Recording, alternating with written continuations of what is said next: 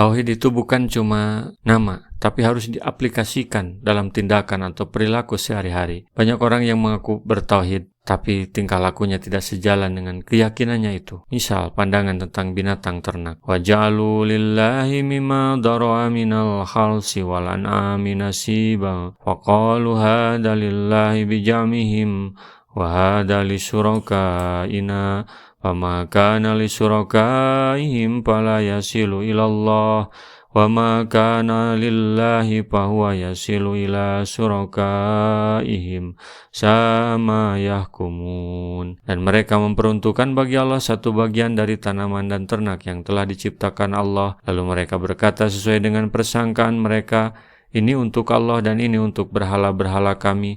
Maka sajian-sajian yang diperuntukkan bagi berhala-berhala mereka tidak sampai kepada Allah, dan sajian-sajian yang diperuntukkan bagi Allah maka sajian itu sampai kepada berhala-berhala mereka. Amat buruklah ketetapan mereka itu. Sesungguhnya musuh-musuh Allah apabila menanam tanaman lalu mereka menghasilkan buahnya dari tanaman mereka itu, maka mereka menjadikan bagi Allah dari hasil itu suatu bagian tertentu dan bagi berhala sembahan mereka satu bagian lainnya. Kemudian hasil tanaman atau buah-buahan atau sesuatu lainnya yang menjadi bagian berhala-berhala mereka itu mereka simpan dan mereka hitung-hitung. Jika ada sesuatu darinya yang terjatuh yang menurut peristilahan mereka disebut untuk samad, maka mereka mengembalikannya kepada bagian yang diperuntukkan bagi berhala.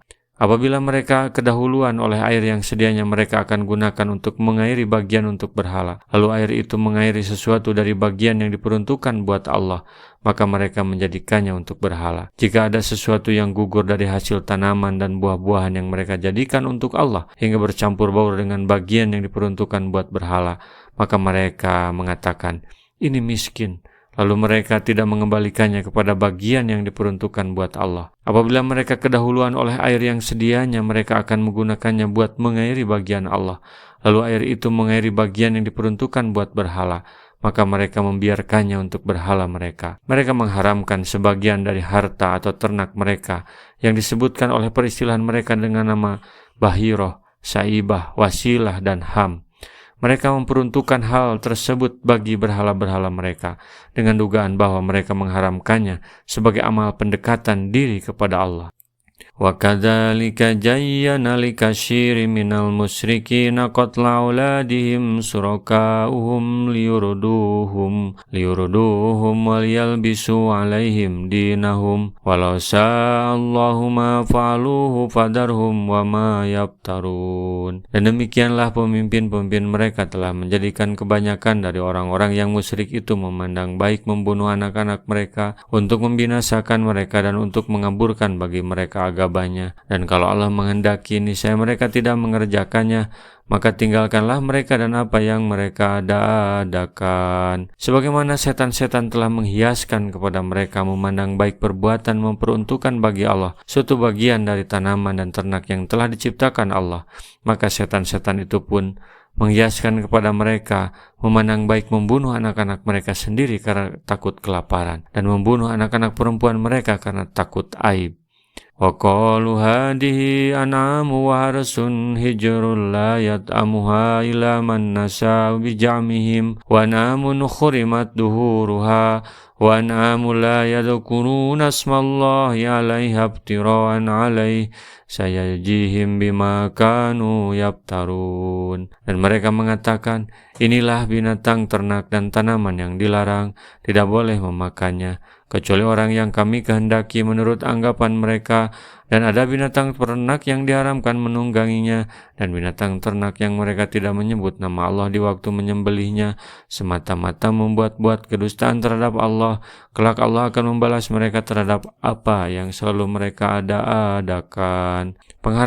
Pengharaman sebagian dari harta mereka ini berasal dari setan yang dibarengi dengan ancaman dan kecaman bagi pelanggarnya. Semuanya ini sama sekali bukan dari Allah. وَقَالُوا مَا فِي بُطُونِ هَٰذِهِ الْأَنْعَامِ خَالِصَةٌ لِذُكُورِنَا وَمُحَرَّمٌ عَلَىٰ أَزْوَاجِنَا وَإِنْ يَكُنْ مَيْتَةً فَهُمْ فِيهِ شُرَكَاءُ سَيَجْزِيهِمْ وَصْفَهُمْ إِنَّهُ حَكِيمٌ عَلِيمٌ. Dan mereka mengatakan, Apa yang dalam perut binatang ternak ini adalah khusus untuk pria kami dan diharamkan atas wanita kami. Dan jika yang dalam perut itu dilahirkan mati, maka pria dan wanita sama-sama boleh memakannya. Kelak Allah akan membalas mereka terhadap ketetapan mereka. Sesungguhnya Allah Maha Bijaksana lagi Maha Mengetahui. Mereka mengharamkannya atas kaum wanita mereka, dan hanya boleh diminum kaum pria mereka saja.